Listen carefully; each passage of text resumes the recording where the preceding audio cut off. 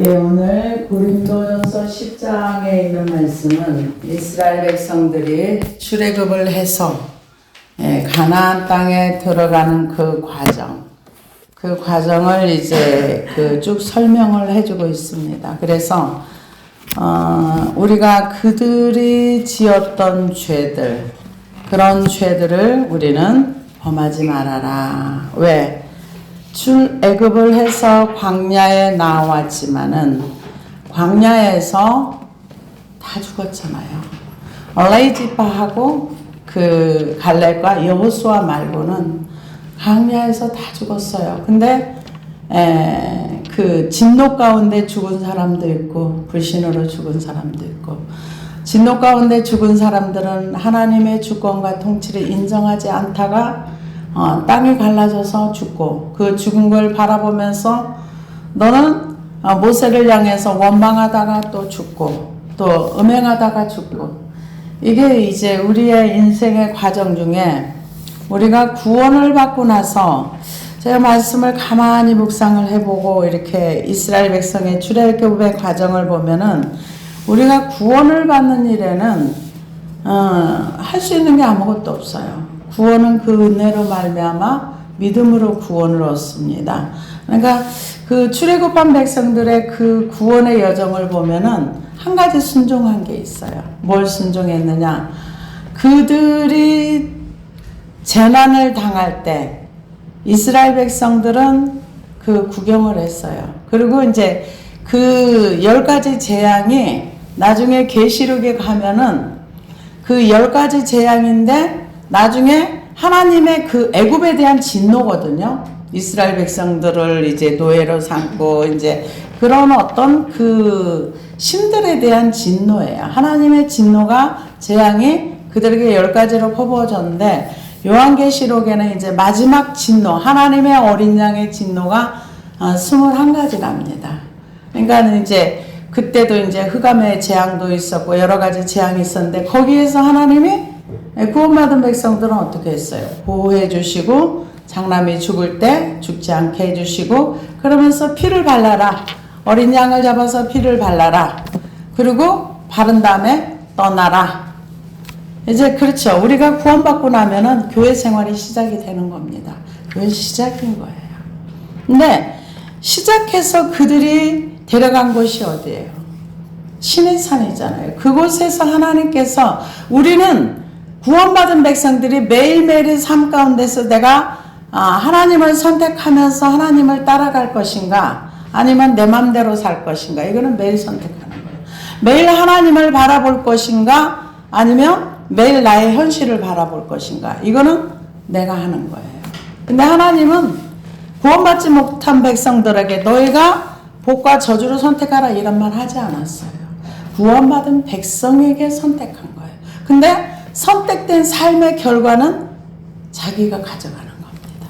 그래서 지금 그들이 망한 사건들을 얘기하면서 너희는, 고린도 교회 성도 너희들은 이렇게 하지 말아라 그 얘기예요. 근데 말세를 당한 우리를 위해서도 이 말씀이 기록해놨고, 기록해놓은 그것을 그들이 살아왔던 삶을 보면서 너희도 이렇게 살지 말아라. 결국은 그 얘기입니다. 우리가 구원을 받았다고 해서 죄를 안 짓는 거 아니에요. 이스라엘 백성 보십시오. 구원을 받았어도 우상 숭배도 하고 구원을 받았어도 별거 다 해요. 그래서 오늘 12절을 보니까 그런즉 선줄로 생각하는 자는 넘어질까 조심하라. 선줄로 생각하는 자라는 것은 신앙이 아무런 흠도 없이 온전하다는 뜻입니다. 그래서 이 고린도 교인들은 자기들의 복음에 대해서 아무런 흠이 없고 생활에 문제가 없다, 이렇게 이제 본인들이 생각을 했던 것 같아요. 그러니까 바울 선생님께서 그건 아니야, 그런 얘기를 했습니다. 우리가 에레미야서 26장에 보면은 하나님께서 이스라엘 백성들을 향해서 에레미야에게 가서 성전에 가서 선포해라 그랬어요. 26장 2절에 보니까 여호와께서 이와 같이 말씀하시니라. 너는 여호와의 성전뜰에 서서 유다 모든 성읍에서 여호와의 성전에 와서 예배하는 자에게 내가 내게 명령하여 이르게 한 모든 말을 전하되 한마디도 감하지 말라. 그들이 듣고 혹시 각각 그 악한 길에서 돌아오리라. 그리하면 내가 그들의 악행으로 말미암아 그들에게 재앙을 내리려 하던 뜻을 돌이키리라. 그래서 예언의 은사가 있는 사람은 이게 문제예요. 왜냐하면 하나님께서 재앙을 선포를 했는데 그가 돌이키면 재앙이 안 오거든요. 재앙이 오지 않아요. 그래서 우리나라 때문에 거짓 선지자 된 사람이 꽤 많더라고요. 왜냐하면 우리나라에 전쟁이 난다고 계속 예언을 했는데 전쟁 날 거리를 계속 이제 회개하고 대속하니까 전쟁이 안 났잖아요. 그러니까 그 사람들이 거짓 선지자들이 된 거예요. 그래서 만약에 이제 앞으로 하나님께서 우리 교회도 예언의 은사도 주시고 할런지는 모르겠지만 예언의 은사가 있는 사람들은 꼭 한마디를 덧붙여야 돼. 뭐냐? 이 에레미야가 했던 것처럼 돌이키면은 이 재앙이 안 와. 이게 에레미야가 했단 말이에요.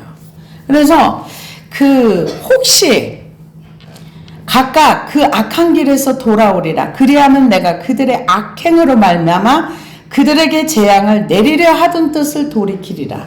너는 그들에게 이와 같이 이르라. 여호와의 말씀에 너희가 나를 순종하지 아니하며 내가 너희 앞에 둔 내 율법을 행하지 아니하며 내가 너희에게 나의 종 선지자들을 꾸준히 보내 그들의 말을 순종하라고 하였으나 너희는 순종하지 아니하였느니라. 어찌하여 내가 여호와의 이름을 의지하고 예언하여 이르기를 이 성전이 실로같이 되겠고 이 성이 황폐하여 주민이 없으리라 하느냐 하며 그 모든 백성들이 여호와의 성전에서 에레미를 향하여 모여드니라.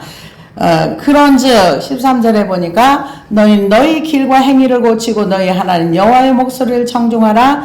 그리하면 여호와께서 너희에게 선언하신 재앙에 대하여 뜻을 돌이키리라. 하나님께서는 재앙을 선포하고 돌이키면 이 재앙이 너희에게 안 와. 이렇게 얘기하는 거예요. 그래서 이 고린도 교회 성도들도 자기네들은 아무 흠이 없고 아무 문제가 없다. 자기가 섰다 생각한 거예요. 아무 문제가 없다. 그러니까 선줄로 생각하는 자는 넘어질 수 있어. 왜?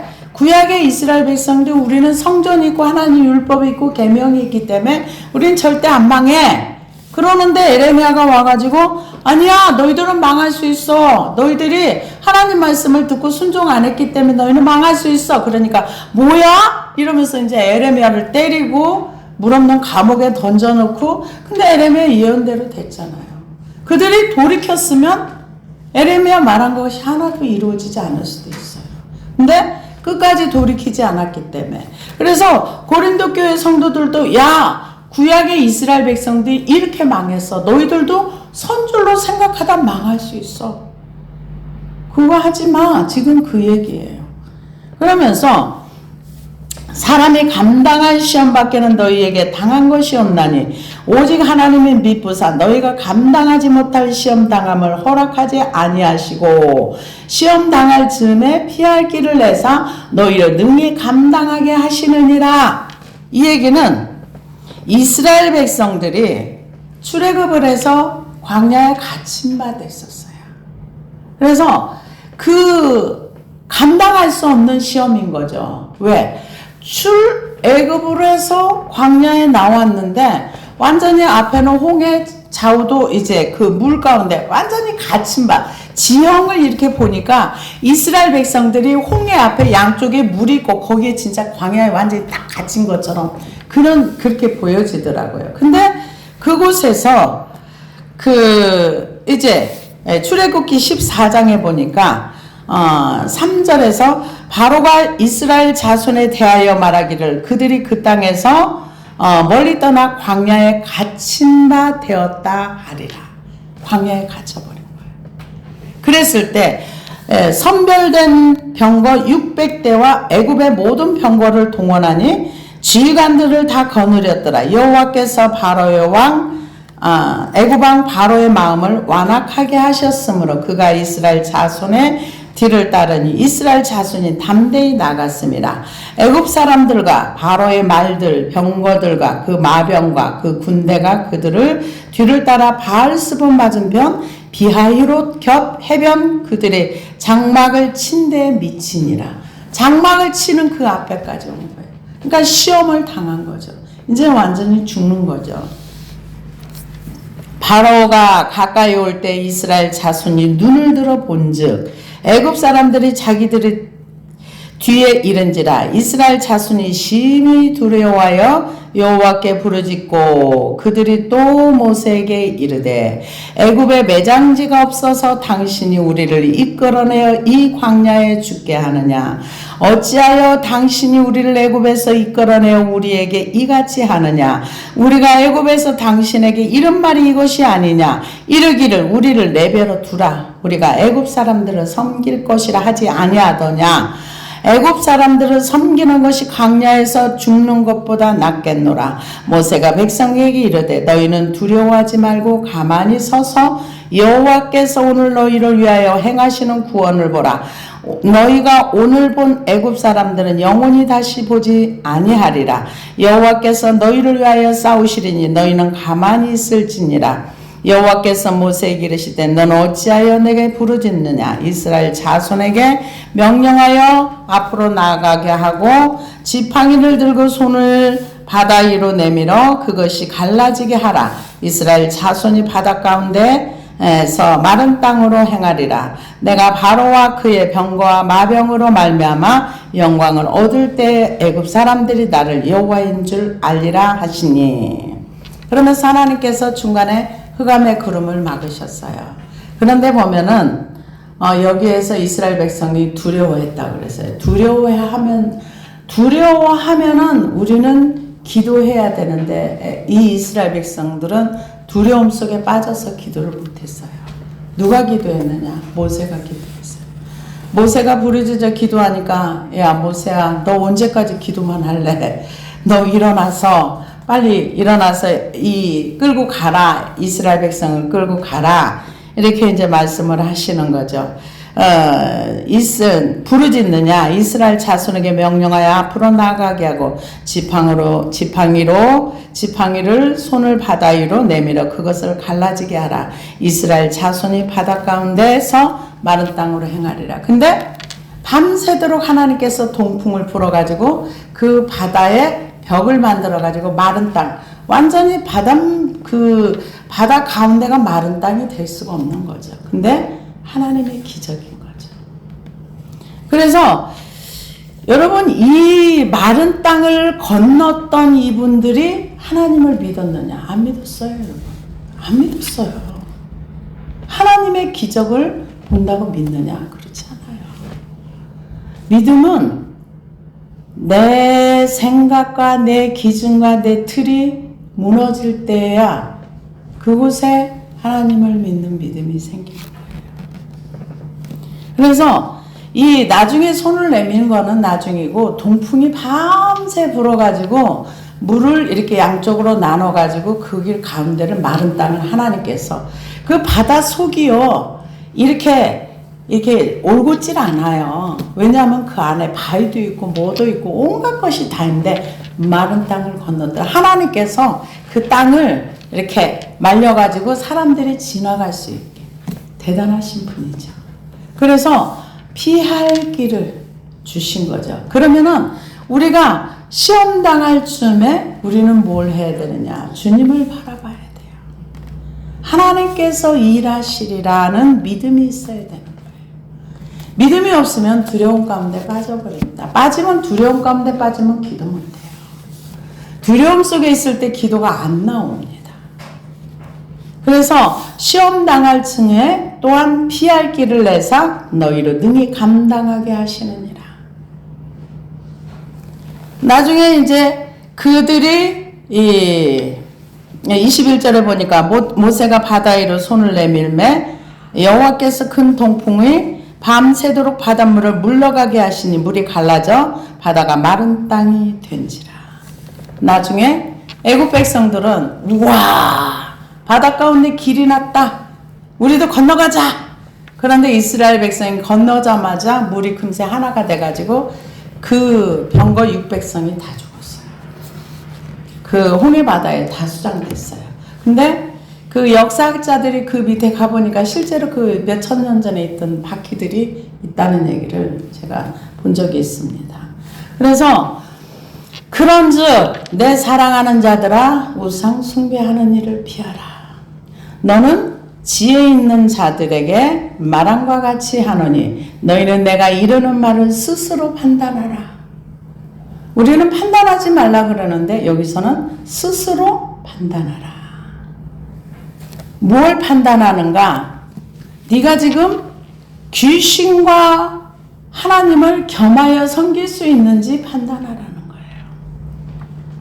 사람을 판단해서 너는 이러이러한 죄를 졌으니까 이런 벌을 받아 마땅해 이게 아니고 우상 숭배하는 일을 피하고 지혜 있는 자들의 말함과 같이 말하니 너희는 내가 이르는 말을 스스로 판단하라. 우리가 축복하는 바 축복에 차는 그리스도의 피에 참여하는 것이며 참여함이 아니며 우리가 떼는 떡은 그리스도의 몸에 참여하는 것이 아니냐. 여기는 피가 먼저 나오고 떡이 나중에 나왔습니다. 우리가 성찬을 할 때는 떡이 먼저 오고 나중에 잔이 오는데 여기는 왜 이렇게 얘기를 했는가? 그리스도의 피에 참여하는 건 죄 씻음을 얘기하는 거예요. 죄가 씻겨지는 거. 그 다음에 떡에 참여하는 것은 하나님의 말씀을 받아들이는 것을 얘기합니다. 요한복음 1장에 보면 하나님의 말씀이 육신이 되어 우리 가운데 거하심에 말씀을 우리가 받아들이는 것. 그래서 요한복음 6장에는 나는 생명의 떡이다 이렇게 말씀을 하셨어요. 그래서 이 말씀을 받아들이는 것, 내 안에 그분을 모셔드리는 것, 받아들이는 것, 그게 하나님의 떡에 참여한다 이렇게 얘기합니다. 우리가 떼는 떡은 그리스도의 몸에 참여함이 아니냐. 그래서 그리스도의 피로 죄 씻음을 받고 그리스도의 말씀에 참여하면은 그리스도와 소통이 되면서 그리스도가 머리가 되고 우리는 각각 지체가 되는 거예요. 우주 교회가 있고 지역 교회가 있죠. 그 교회 안에서도 그리스도는 머리고 우리는 지체로서 한 몸으로서 이렇게 살아가는 것입니다. 그래서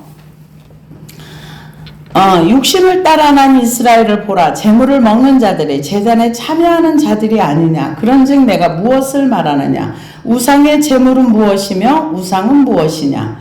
무릇 이방인이 제사하는 것은 귀신에게 하는 것이요 하나님께 제사하는 것이 아니니 나는 너희가 귀신과 교제하는 자가 되기를 원하지 아니하노라. 하나님이 아닌 다른 곳에 제사하고 기도하는 것은 귀신과 교제하는 거예요. 귀신과 함께 교제하는 거다 이렇게 얘기를 합니다. 이방인들은 그러면 조상들에게 이렇게 절을 하고 이거는 뭐냐? 그 귀신하고 교제한다 그렇게 얘기해요. 그것을 얘기합니다. 그러면서 무릇 이방인이 제사하는 것은 귀신에게 하는 것이요 하나님께 제사하는 것이 아니니 나는 너희가 귀신과 교제하는 자가 되기를 원하지 아니하노라. 이걸 판단하라는 거예요. 귀신과 교제하는 자가 되는지 하나님과 교제하는 자가 되는지. 너희가 주의 잔과 귀신의 잔을 겸하여 섬기지 못하고 주의 식탁과 귀신의 식탁에 겸하여 참여하지 못하리라. 이거는 그 두 주인을 섬길 수 없는 것처럼 종이 한 주인만 섬기지 두 주인을 못 섬기잖아요. 그러니까 예수님은 뭐라 그러셨어요? 돈과 하나님을 겸하여 섬기지 못한다. 근데 실제로 요즘 세상에서는 돈이 하나님 자리에 와 있어요. 하나님 자리에 와 있어요. 돈의 힘이 막강하거든요. 돈으로서 할 수 있는 일들이 너무 많기 때문에 사람들이 하나님을 믿는 것보다 돈을 사랑하고 돈을 따라가는 것이 훨씬 더 쉽거든요. 정말 돈을 사랑하는 사람들은 안전하서나 돈이에요. 앉으나 서나 뭘 하든지 오직 모든 초점이 돈에 다 맞춰 있어요. 그분은 돈이 신인 거예요. 돈을 따라 사는 겁니다. 어떻게 하면 돈을 좀 더 벌 수 있을까? 돈 버는 일이 뭐가 힘 안 들고 돈을 벌 수 있을까? 그래서 많이 고민들을 해요. 근데 우리가 하나님을 사랑할 때도 하나님만 사랑해요. 우리 여기까지 가야 돼요. 하나님만 사랑하는 거. 그래서 이웃을 사랑할 수 있는 거. 믿음이 실상이 돼야 돼요. 믿음이 현실이 돼야 되는 거예요. 하나님이 행하시는 것을 내가 믿을 수 있는 사람. 이게 믿음이 실상이 돼야 하나님의 영광이 드러나는 거예요. 여기는 지금 이 고린도 교회 성도들이 두 가지를 다 하려고 하는 거예요. 하나님도 섬기고 귀신도 섬기고. 이 얘기는 지금 음행과 우상 숭배하는 일에 거기도 참여하고 하나님도 섬기고. 그러니까 그건 아니야. 그렇게 믿는 거 아니야. 지금 바울 선생님이 그것을 얘기하는 거예요. 너희가 주의 잔과 귀신의 잔을 겸하여 마시지 못하고 주의 식탁과 귀신의 식탁에 겸하여 참여하지 못하리라. 왜 그러는가? 그러면 우리가 주를 노여워하겠느냐? 우리가 주보다 강하냐? 여러분, 이스라엘 백성 선택된 백성이에요. 그럼에도 불구하고 귀신을 섬기고 우상 숭배라고 음행했을 때 사람들 죽었어요. 근데 그들은 이 땅에서 죽은 거죠. 근데 지금 현재 전 세계적으로 복음이 많이 전파되고 있더라고요. 그런데 좀 영국이 그랬다 그러더라고요. 차별금지법이 통과되고 나서 교회가 확 이렇게 무너지는, 그러면서 문 닫는 교회가 많이 늘어났고, 그러면서 뭐 우리나라 얘기더라고. 이거는 몇 년 전 통계인지는 모르겠는데 교회 다니는 사람들이 1년에 약 한 2,000명씩 자살을 한답니다. 이거는 좀 왜 그럴까를 제가 좀 생각을 해봤어요. 그랬더니 자살을 하는 것이 지옥 간다는 얘기 안 하더라고요. 자살해도 천국에 간다. 지난번에 그 목사님 그러셨잖아요. 뭐 자살을 해도 가고 배신을 해도 천국을 가고 뭐를 해도 가고. 그러다 보니까 힘드니까 힘든 세상 빨리 이렇게 자살이 돕히거든요. 근데 더 무서운 지옥이 있다는 걸 모르니까 이렇게 사람들이 이렇게 그렇게 생각을 하는 거죠. 주를 노여워하게 하겠느냐? 우리가 주보다 강하냐? 우상 숭배하는 거 하나님 용납 안 하세요. 간음하는 것도 용납 안 하세요. 죄를 용납하지 않으세요. 하나님 죄를 싫어하세요. 근데 우리는 죄를 너무 사랑해요. 죄를 좋아하고 죄에 익숙하고. 근데 요즘 들어서 이집트, 지금 옛날 성경으로 말하면 애굽이죠. 거기가 이슬람권에 있는 사람들이 굉장히 많답니다. 이슬람에서는 하루에 뭐 5번인가를 이렇게 메카를 향해서 이렇게 절을 하고 기도를 하는데, 그 이유가 뭐냐? 저는 이슬람에 대해 잘 몰랐는데 이런 얘기를 하더라고요. 두려움 때문에 그런다. 그래서 자기 신을 향해서 용서를 빌면서 지옥 안 가려고 그렇게 하고, 선행을 하는 것도 두려움 때문에 한답니다. 그래서 선행을 하라고 했으니까. 근데 지금 그 이집트에서 1년에 약 한 100만 명 정도 되는 사람들이 교회로 들어온답니다. 그 이유가 뭐냐? 물어봤대요.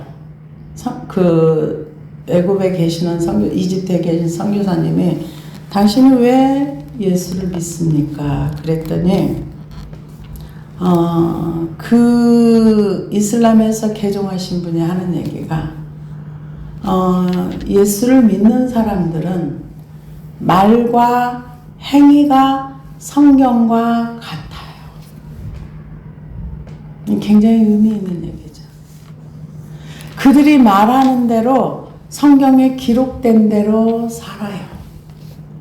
그래서 평안이 있고 사랑이 있고, 근데 그게 두려움으로 하는 것이 아니기 때문에 그들의 삶을 보고 제가 예수 믿기로 했습니다. 그래서 바울 선생님 그랬잖아요. 사망의 냄새를 풍기는 자가 있고 그리스도의 향기를 풍기는 자가 있다. 우리의 삶이 하나님의 말씀에 순종하는 삶을 살면은 주변에서 우리를 보고 있다는 거죠. 그래서 우리가 주보다 강하냐, 그러니까 이 얘기는 우리가 하나님을 이겨먹을 수 있니? 그 얘기예요. 우리 하나님 못 이겨요. 우리는 죄도 못 이기고요. 하나님은 이길 수 없어요. 그분은 전능하신 분이에요. 우리하고는 비교할 수 없는 분이세요. 말씀 한마디로 있으라 하면 있어지는 거. 우리가 믿음을 갖는 것도 우리의 힘으로 믿음을 못 가져요. 보통 사람들은 왜 믿음이 없어? 이렇게 얘기하는데, 믿음은요, 자기가 부인되어진 그곳에 하나님의 은혜가 있을 때 그래야 믿어지는 거예요. 그래서 믿음이 실상이 되면 하나님이 영광을 받으세요. 그래서 우리가 주보다 강하냐? 우리가 하나님 못 이겨먹어요. 어떤 걸로도. 그래서 하나님이 싫어하는 거, 귀신과 하나님을 겸하여 섬길 수 없다는 것을 너희가 스스로 판단하라, 그 얘기예요. 내가 이러는 말을 스스로 판단하라. 귀신과 하나님을 겸하여 섬길 수 없다는 것을 너희들이 알고 스스로 판단하라, 그 얘기예요. 그러니까 한마디로 말하면 분별하라, 이 얘기죠. 영 분별을 하라, 그런 뜻이겠죠. 모든 것이 가하나 모든 것이 유익한 것이 아니요, 모든 것이 가하나 모든 것이 덕을 세우는 것이 아니요, 뭐든지 할 수 있지만 뭐든지 할 수 있는 게 없어, 그 얘기도 되겠죠. 모든 것을 다 할 수 있어. 그러나 모든 것을 다 한다고 덕이 되는 건 아니야. 우리가 베드로 후서 1장에 보면 믿음의 덕이에요. 덕이 굉장히 중요합니다.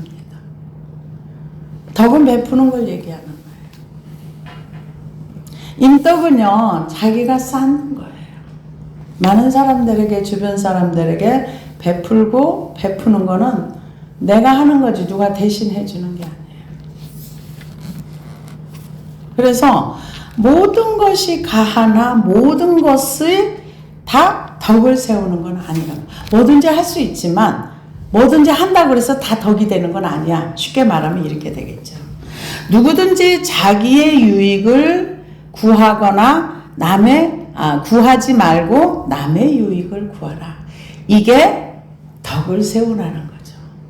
이기적인 삶을 살지 말아라. 나만 위해서 살지 말고 나의 유익을 위해서 살지 말고 주변을 배려하고 주변에 덕을 끼쳐라. 지금 그걸 얘기하고 있습니다. 여기서 이기적으로 살지 말아라, 이 얘기가 자기의 유익을 구하지 말고 남의 유익을 구하라. 무릇 시장에서 파는 것은 양심을 위하여 묻지 말고 먹어라. 어느 날 그 고린도 교회 성도가 누가 초대를 해서 갔어요. 근데 고기 반찬을 대접을 해줬어요. 그럼 그냥 먹으라는 거예요. 이거 어디서 샀어? 이거 재물 들여진 거야? 안 들여진 거야? 묻지 말고 그냥 먹으라는 거예요.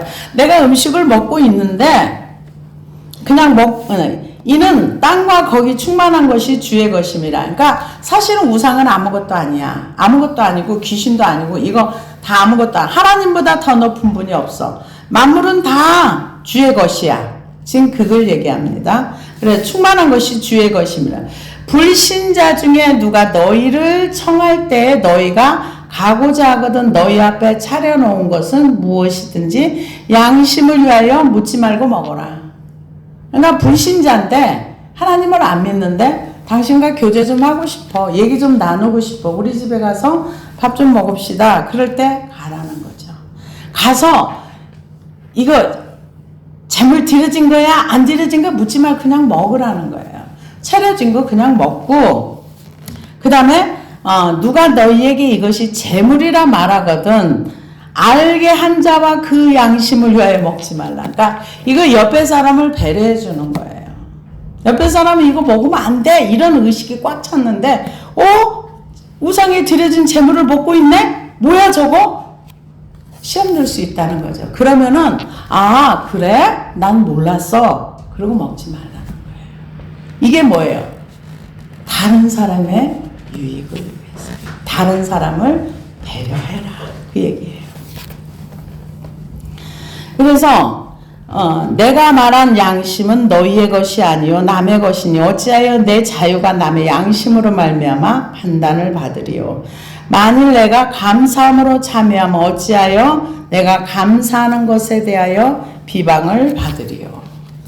감사함으로 잘 받아들여서 먹으면 별 문제가 없다는 거죠. 그래서 로마서 15장 1절에서 2절에 보니까 믿음이 강한 우리는 마땅히 믿음이 약한 자의 약점을 담당하고 자기를 기쁘게 하지 아니할 것이라. 우리 각 사람이 이웃을 기쁘게 하되 선을 이루고 덕을 세우도록 할지니라. 나는 이 정도는 충분히 뭐든지 할 수 있어. 근데 믿음이 약한 자는 이걸 못해. 그러면 약한 사람을 배려하라는 거죠. 그래서 덕을 끼쳐라 이렇게 얘기하고 있습니다. 갈라디아서 6장 2절에 보니까 너희가 짐을 서로 지라 그리하면 그리스도의 법을 성취하리. 그리스도의 법을 성취하라. 각각 자기의 짐을 질 것이라. 그러므로 우리는 기회 있는 대로 모든 이에게 착한 일을 하되 더욱 믿음의 가정들에게 할지니라. 그러니까 우리가 선을 행하는데 구제를 하더라도 교회 안에 있는 사람들 어려운 사람 먼저 하고 그 다음에 다른 사람에게 하라는 거죠. 왜? 내 식구가 우선이라는 거죠. 그래서 고린도전서 13장 5절에 보니까 무례히 행하지 아니하며 자기의 유익을 구하지 아니하며 성내지 아니하며 악한 것을 생각하지 아니하며. 고린도전서 13장은 그 사랑장입니다. 근데 사랑장에서 우리가 무례히 행하지 않는 거. 그러니까 남을 무시하지 않는 거죠. 무시하면 무례히 행할 수 있는 거죠. 그래서 이 덕을 끼치면서 사는 것이 굉장히 중요한 얘기라고 볼 수가 있습니다. 모든 것이 다 하나님의 것입니다. 하나님의 것이고 우리는 뭐든지 먹을 수 있고 뭐든지 할 수 있지만 그것을 보는 사람이 시험 들어서 뭐 저래 이러지 이러는 사람들이 있지 않도록 조심하라는 거죠. 그래서 우리가 이제 그 사람들 중에 주변에 있는 사람들을 이렇게 보다 보면은 참 그런 얘기 많이 해요. 교회 다니는 사람이 저래도 돼? 이런 소리 듣지 말라는 거죠. 교회 다닌다고 하는 사람이 세상 사람보다 더 못돼 처먹었어. 이런 소리 들으면 안 된다는 얘기죠. 그래서 하나님께서 이제 그 고린도 성도들을 이제 그 바울 선생님을 통해서 어떤 지침, 규칙 이런 거를 정해졌다고 봐야 되겠죠. 그래서 내가 감사함으로 참여하면 어찌 내가 감사하는 것에 대하여 비방을 받으리요. 그런즉 너희가 먹든지 마시든지 무엇을 하든지 다 하나님의 영광을 위하여 하라. 하나님의 영광이 어떻게 드러납니까? 자기를 위하여 살지 않고 주를 위하여 사는 거죠. 하나님의 영광이 드러난다는 건 덕을 많이 끼치는 거예요. 주변에. 어느 때 하나님의 영광이 드러납니까? 하나님이 행하시는 것을 인정하고 받아들일 때. 우리가 아까 출애굽기 14장에 보면은 이스라엘 백성들은 홍해를 건넜습니다. 애굽 사람들은 홍해에 다 빠졌어요. 그래서 다 죽었어요. 그런데 그것을 바라보는 사람들이 하나님이 하셨다. 하나님이 영광을 받으신다. 하나님의 행하시는 걸 인정하는 거. 그리고 우리 나를 위해 사는 거는 열매가 좋은 게 나오질 않습니다. 그러나 주를 위하여 산다는 얘기는 먹든지 마시든지 다 하나님의 영광을 위하여 하라. 이거는 주인이 바뀌었다는 얘기예요. 우리는 주님이 우리를 피로 값주고 산 사람들입니다. 사실은 나를 주장하면 안 되는 거예요. 왜 주장하면 안 되느냐? 주님이 우리를 십자가에서 당신의 피로 우리를 샀기 때문에. 그런데 우리는 끊임없이 나를 주장하면서 하나님 내 뜻대로 되게 해주세요. 내가 이걸 원합니다. 그러니까 내가 주인 되어 있으면 하나님은 나를 따라오면서 내가 원하는 것을 해주는 게 하나님. 그러니까 내 종이 되는 거예요. 내가 주인 되어 있으면. 근데 하나님이 주가 되어 있으면 내가 주를 위해 사는 거예요. 그러면 먹든지 마시든지 무엇을 하든지 하나님이 영광을 받으시는 거죠. 우리가 다니엘서에 보면은 다니엘의 세 친구가 있습니다. 근데 우상에게 절하라고 하죠. 절하라고 하는데 절하지 않아요. 그러니까 어디로 들어갑니까? 뿔 가운데 들어갑니다. 들어갔을 때 그들은 살려고 생각을 안 했을 거예요. 제가 생각할 때는 그냥 죽는다고 생각하고 들어갔을 거예요. 근데 하나님을 드러내기 위해서 왜 하나님을 드러내려고 했을까요? 이스라엘 백성들 머릿속에는 이런 게 있었던 거예요. 포로로 잡혀간 그들에게는 우리 하나님 아무 힘도 없어. 그래서 바벨론 마르두 신한테 져서 우리가 이렇게 포로로 잡혀왔어. 자기네들이 하나님의 말씀을 순종하지 않았다는 것은 아예 머릿속에 없는 거죠. 우리의 여호와의 신은 힘이 없어. 그래서 우리 신이 힘이 없어서 이 신한테 당했어. 그들 머릿속에 지배적으로 있는 게 그런 게 있었어요. 그래서 하나님께서 나는 죽은 신이 아니라 살아있는 신이야. 나는 너희들을 이렇게 보호해 줄 수 있어. 이게 사람들, 포로기에 있는 사람들에게 하나님을 드러내주기 위해서. 그러면 그 이후에 수많은 예수님의 제자들도 다 순교했고, 순교하는데 그런 역사 계속 일어나야 되거든요. 근데 그런 역사 많이 안 일어났어요.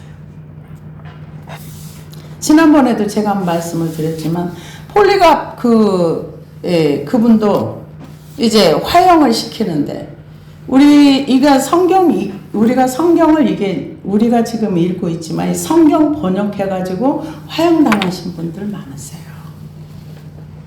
이 밑에 이제 장작불 놓고 불을 태는데, 폴리갑 그분, 불을 약하게 해가지고 오랜 시간 태우려고 하는데, 어떤 할머니가 기름을 쫙 부어가지고 그냥 순식간에 이렇게 했다는 얘기 역사적으로 있습니다. 근데 하나님의 영광을 받는다는 건 뭔가 하나님이 살아있다는 거, 하나님이 계시다는 거, 하나님은 그런 걸 할 수 있다는 거. 영광을 위하여 하라. 유대인에게나 헬라인에게나 하나님의 교회나 거치는 자가 되지 말고, 거친다는 게 뭘 얘기할까요? 남을 넘어지게 하지 말라는 거죠.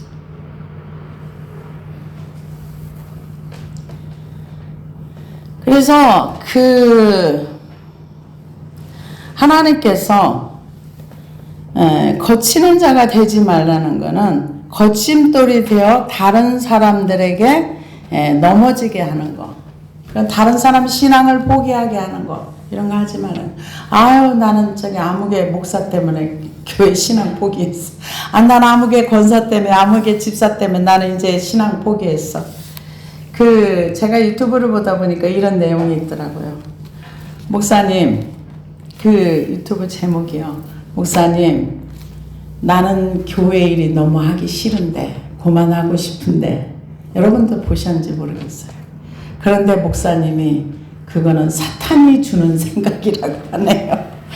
해야 될까요? 말아야 될까요? 그런 그 내용이 이렇게 나와 있더라고요. 그 만약에 저한테 물어봤으면 하지 마세요. 그랬을 것 같아요. 근데 뭐라고 말했는지 그 내용을 제가 못 들어봤어요.